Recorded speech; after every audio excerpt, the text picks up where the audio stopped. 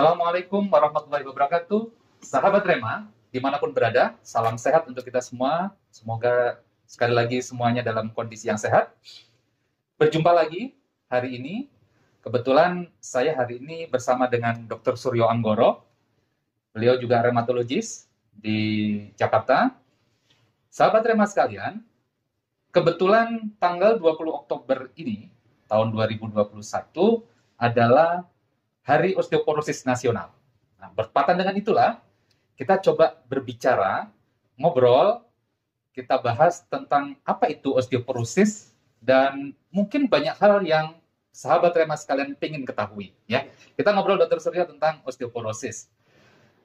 Pertanyaan yang pertama dulu, mungkin sekarang apa itu osteoporosis, gitu ya? Yang mungkin biar sahabat Rema semua tahu tentang itu apa osteoporosis. Silahkan. Ya, terima kasih Dr. Rudi. Ya, jadi sahabat Rema, pertama mengenai definisi osteoporosis. Pada dasarnya osteoporosis itu ada suatu penyakit tulang sistemik atau dia menyerang pada berbagai tulang yang menyebabkan tulang itu menjadi kepadatannya berkurang dan arsitektur tulangnya atau struktur tulangnya juga berubah sehingga mudah patah gitu. Jadi secara awam kita sebut osteoporosis itu keropos tulang. Ya, tulangnya keropos sehingga mudah patah gitu. Jadi ini gangguan di tulang ya? Gangguannya di tulang. Ini pertanyaan yang sering kan muncul kan gini, Dokter Suryo. Kita kenal juga ada istilah namanya osteoartritis. Itu juga lumayan sering tuh kita dengar. Betul. Atau kalau bahasa awamnya osteoartritis itu pengapuran sendi ya. Kalau osteoporosis itu keropos tulang. Ya. Itu bedanya apa? Ya, jadi saya selalu cerita ke pasien saya ya, kalau kita bayangkan makan ayam gitu ya. Makan ayam itu di ujungnya tuh ada tulang mudanya gitu ya. Nah, osteoartritis atau pengapuran itu tulang mudanya itu menipis. Kalau Bapak Ibu sahabat Rema kalian makan ayam tuh harusnya kan tulang rawan itu mulus mengkilat. Nah, pada pengapuran dia jadi tipis sehingga sendinya sakit. Yeah. Tapi pada osteoporosis atau keropos tulang, yang keropos itu tulangnya.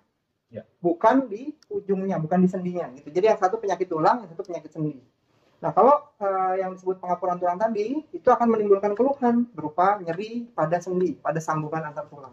Karena mobile ya. Ya, betul. Jadi begitu fungsinya itu terganggu, strukturnya terganggu karena tadi tipis ya. Betul. Tipis, keausan dari tulang rawan. Jadi kalau bergerak ya akan sakit. Akan nyeri. Kalau osteoporosis? Nah, kalau osteoporosis itu atau keropos tulang tadi, problemnya itu terjadi di tulang dan dia tidak bergejala. Jadi dia tidak bergejala dan baru timbul gejala kalau tulangnya patah. Gitu. Jadi ini sangat kontras sebenarnya ya. Betul. Satu, osteoartritis itu gangguan di sendi dan sering menyebabkan gejala, terutama nyeri sendi. Ya. Kalau tulang atau osteoporosis itu gangguannya di tulang dan sering kali tidak menimbulkan gejala. Sampai dia patah tulang. Jadi mudah-mudahan tidak bingung ya, istilah osteoporosis atau keropos tulangnya yang bermasalah, dengan osteoartritis atau bahasa awam tadi apa? Pengapuran sendi ya, gangguannya di sendi. Satunya sangat bergejala, satunya tidak bergejala pada sebagian besar kasus. Tapi pertanyaannya, kalau misalnya pada satu individu, bisa nggak dua-duanya muncul, Dok? Ya, bisa dok. Jadi memang karena ini dua penyakit yang berbeda gitu ya, sehingga bisa terjadi pada satu orang sekaligus. Dan memang dua-duanya, baik pengapuran sendi tadi, osteoartritis atau keropos tulang osteoporosis itu kan umumnya terjadi pada orang usia lanjut. Nah, pada orang usia lanjut itu lututnya bisa sakit karena osteoartritis, tapi tulangnya bisa keropos akibat osteoporosis tadi. Oke, jadi bisa dua-duanya terjadi. Jadi jangan bingung, jangan disalahkan. Nanti kita akan bicara lebih lanjut tentang obat, tentang diet, itu seringkali overlap. Nah, ini campur aduk nih. Jadi pemahamannya kita samakan dulu persepsinya, kita tidak boleh mencampur adukkan kedua kondisi ini. Pertanyaan yang berikutnya, Dr. Suryo. Kalau misalnya tadi kan dibilang osteoporosis itu sering pada usia tua lah ya, gitu ya. Terutama laki atau perempuan, Dr. Suryo, yang banyak mengalami? Sebetulnya lebih banyak pada perempuan. Gitu, lebih banyak pada perempuan. Jadi memang satu hal yang membuat kenapa perempuan lebih banyak adalah karena pengaruh hormon seks yang pada satu fase menopause pada perempuan itu hilang, gitu. Berbeda pada laki-laki gitu ya. Tapi apakah, kan gini, orang tua banyak, tapi kan nggak semua keropos nih. Ya, betul. Sama-sama perempuan nih dok ya. Betul. Perempuan usia tua, tapi sama-sama diperiksa, nanti ini satunya keropos, satunya enggak. Nah itu apa tuh bedanya tuh ya? Ya mungkin sebelum menjawab itu kita mesti kenali dulu bahwa tulang kita ini ini bukan suatu barang yang mati gitu ya. ini adalah suatu barang yang hidup, di dalamnya ada sel yang hidup. Nah, di dalam dalam tulang itu ada sel yang gunanya untuk membentuk tulang. Kalau saya menjelaskan kepada pasien itu seperti tukang batunya lah. Dia yang menaruh bata demi bata.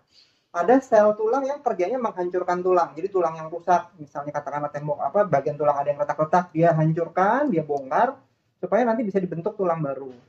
Maksudnya ini ada mekanisme untuk menjaga tulang itu agar tetap bagus, ya, gitu ya. Jadi ada komponennya rusak dan dirusak itu bukan dalam konteks merusak ya, tapi dibongkar. Terus ada yang memperbaiki, gitu supaya ya. Nanti di bagian yang dibongkar itu harusnya nanti dibentuk tulang baru gitu ya. Nah, dua sel tulang ini pada usia muda dia akan lebih banyak yang dibangun gitu. Jadi pada saat usia pertumbuhan itu tulang akan jauh lebih banyak dibangun sampai satu fase yang kita sebut sebagai puncak masa tulang, usia 20-30 tahun.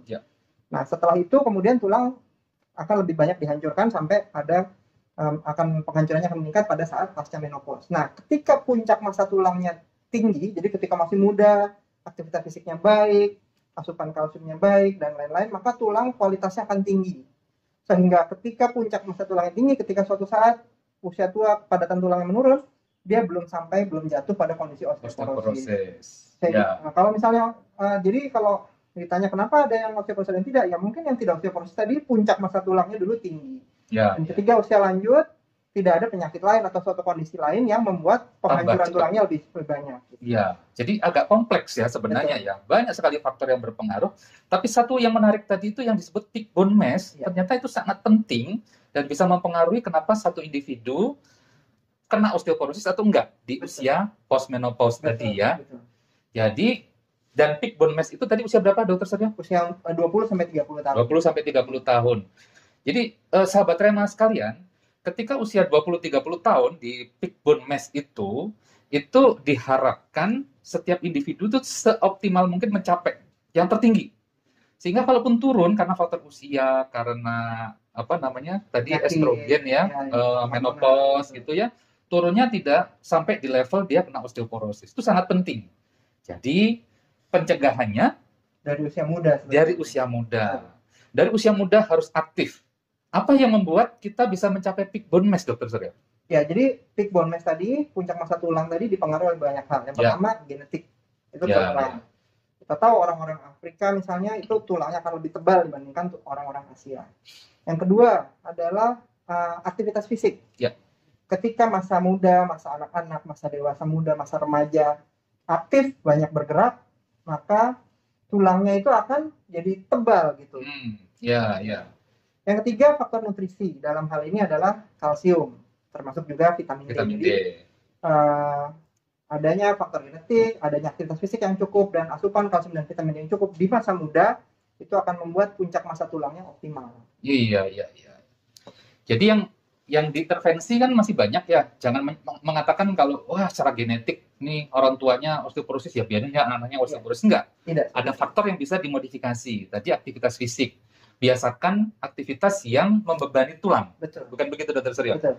Aktivitasnya seperti apa tuh? Yang dianjurkan untuk meningkatkan tadi kepadatan tulang? Ya. Jadi aktivitas yang memberikan beban ke tulang atau loading ke tulang itu adalah aktivitas yang bisa membuat tulang itu terpacu untuk membangun diri sendiri gitu. Sehingga memang pada masa anak-anak, pada masa remaja itu kita harus mendorong anak-anak kita untuk supaya aktif secara fisik, main di luar, tidak bergaya hidup sedenter yang itu akan memperburuk tulangnya. Jadi tulangnya ketika usia 20-30 tahun harusnya puncaknya optimal menjadi tidak optimal karena kurang aktivitas fisik tadi. Jadi ajak lari gitu ya. Betul. Jalan, lari, loncat, semua aktivitas-aktivitas yang memicu tulang itu untuk tumbuh dan mendapat beban gitu ya, kira-kira seperti itu. Kemudian tadi asupan penting itu tadi ya. Betul. Kalsium. Kemudian paparan sinar matahari mungkin agar vitamin D-nya tidak mengalami kekurangan dan kecukupan gitu ya. Oke, Dr. Suryo, selain pencapaian peak bone mass, tentu dalam perjalanannya tadi Dr. Suryo mengatakan ada banyak faktor yang kira-kira menyebabkan seseorang itu kena osteoporosis, yang lain tidak. Nah, selain peak bone mass, mungkin bisa dijelaskan beberapa faktor, Dr. Suryo. Jadi setelah mencapai peak bone mass, stabil gitu ya, nanti kemudian seiring dengan usia, itu akan mengalami kepadatan tulang akan penurunan. mulai menurun. Ya, Dan betul. kemudian pada satu fase kalau perempuan akan ada fase pasca menopause yang tulangnya akan menurun kepadatannya dengan drastis gitu.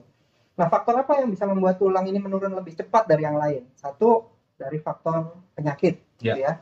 Berbagai penyakit bisa membuat tulang itu menjadi kepadatannya menurun lebih cepat dibandingkan yang lain. Misalnya gangguan hormonal, misalnya gangguan hormon seks, gangguan hormon tiroid, gangguan hormon paratiroid.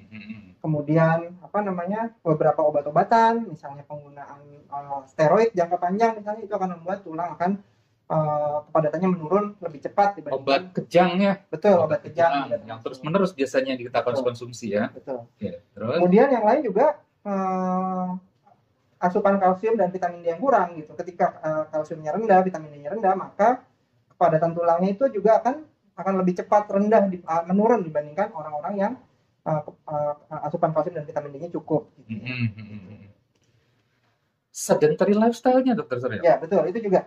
Tadi saya sampaikan bahwa pada usia muda itu aktivitas fisik itu diperlukan supaya puncak massa tulangnya itu tinggi. Iya. Tapi setelah itu aktivitas fisik tetap diperlukan supaya apa? Supaya tulang itu terus-menerus membangun dirinya gitu ya. Tadi saya sampaikan bahwa ketika kita bergerak, ketika kita loncat, ketika kita jalan, kita melakukan aktivitas fisik, itu secara tidak disadari pada tulang kita tuh ada retakan-retakan kecil yang kemudian akan retakan-retakan kecil itu akan dibongkar dan kemudian terbentuk tulang baru. Sehingga kalau tidak ada pembebanan itu, tidak ada pembentukan tulang baru. Iya. Kurang lebih seperti itu. Jadi itu yang memicu aktivitas perbaikan tulang terus-menerus, dan metabolismenya jadi aktif ya. Jadi aktif. Dan itu tidak berhenti sampai di usia muda tadi, sampai usia lanjut. Bahkan mereka yang nanti osteoporosis tetap harus melakukan aktivitas fisik, terutama yang membebani ke tulang. Dan itu harus terus dilakukan. Baik, itu tadi pembicaraan tentang apa itu osteoporosis, dan ada beberapa faktor yang kita harus perhatikan, dan faktor-faktor itu banyak yang bisa kita perhatikan, kita lakukan modifikasi sehingga kita tidak terkena osteoporosis. Mungkin sampai di sini dulu video kali ini. Di video berikutnya nanti kita akan bicara bagaimana kita mengenali orang yang dengan osteoporosis, kemudian bagaimana juga nanti melakukan pengobatan pada osteoporosis. Sahabat Rema sekalian, silakan komentar, ajukan pertanyaan, mungkin berkaitan dengan osteoporosis, bisa juga komentar tentang topik-topik yang ingin kami buatkan video, kita perbincangkan di Rema TV ini. Silakan sampaikan kepada kami sehingga kami bisa memberikan respon atas pertanyaan-pertanyaan sahabat Rema sekalian. Sampai di sini dulu. Sekali lagi terima kasih Dr. Suryo. Sampai jumpa lagi di kesempatan berikutnya. Terima kasih. Assalamualaikum warahmatullahi wabarakatuh.